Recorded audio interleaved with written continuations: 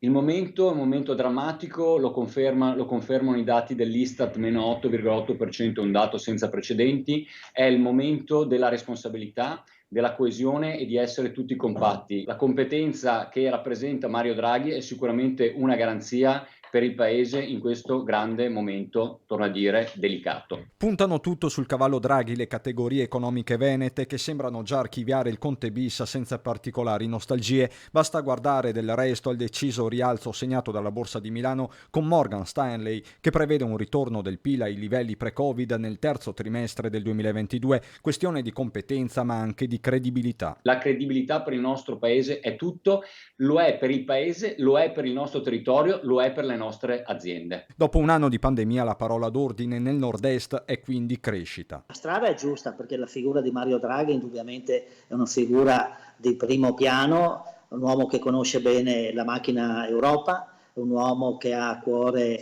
l'economia italiana, visto quanto ha fatto da governatore della BCE. Io mi auguro che la nostra politica comprenda lo stato di gravità. Allineati su Draghi anche gli artigiani, per la CNA per esempio non è il tempo di una campagna elettorale. Non possiamo permetterci di andare alle elezioni, serve un governo stabile, di alto profilo, che porti avanti le politiche legate al Next Generation e faccia subito approvare il decreto ristori. Di fallimento della politica parla espressamente la Confartigianato della Marca. Mi auguro che trovi le forze politiche disponibili, visto che loro hanno fallito dal punto di vista proprio, e credo che questo tempo di 2 anni che manca alla fine della legislatura possa essere utilizzato in maniera molto più puntuale, ma anche veloce rispetto al passato.